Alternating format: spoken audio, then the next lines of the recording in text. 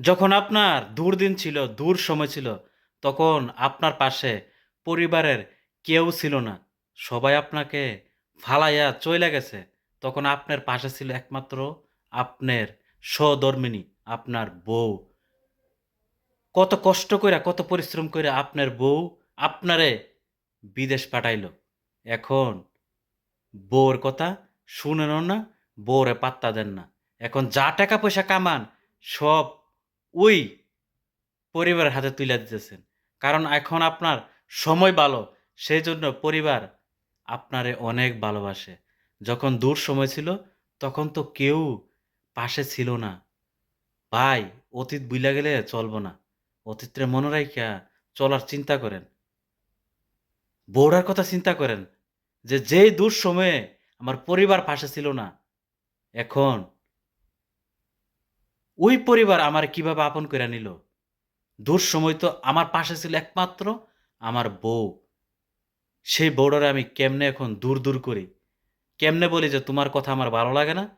তোর কণ্ঠ আমি শুনতে ভালো লাগে না।" এখন এই বউরে বাদ দিয়া সৌদি আরব গিয়া বুড়া এক বেডিরে বিয়া কইরা জীবনযাপন করতাছেন, সংসার করতাছেন। পাইছেন? ওই বুড়া বেডির চামড়াটা কি সাদা নাকি? ভাইরে, ওই বুড়া বেডি ততদিনই আপনার সাথে থাকবো যতদিন আপনার কাছে মাল আছে। কারণ বিদেশের মায়েরা কিরকম এটা যারা দূরপ্রবাসে থাকে তারা একমাত্র বলতে পারবো। বউর মধ্যে যে সুখ শান্তিটা পাইবেন, পরনারীর কাছে কি এই সুখ শান্তিটা পান? হ্যাঁ?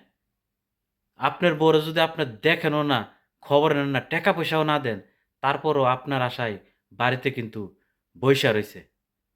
এসব সবকিছু বাদ দেন। এই বুড়া বেডি, সাদা চামড়া, ফরেনার, বিদেশি নারী এসব কিছু বাদ দেন। বাদ দিয়া ভাই নিজের ভবিষ্যতের কথা চিন্তা করেন। বাড়িতে একটা বউ আছে, বউটার কথা চিন্তা করেন। একটাবার চিন্তা করেন যে দূর সময় তো আমার পাশে কেউ ছিল না। একমাত্র আমার বউটাই ছিল। এখন কিভাবে আমি এই বউটারে দূর, দূর করে তাড়ায় দেই? এখনো সময় আছে ভাই, ভালো হইয়া যান।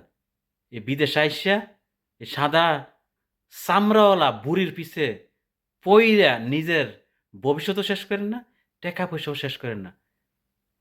তা না হলে শেষ পর্যন্ত হাই, হাই, হাই, হাই করবেন।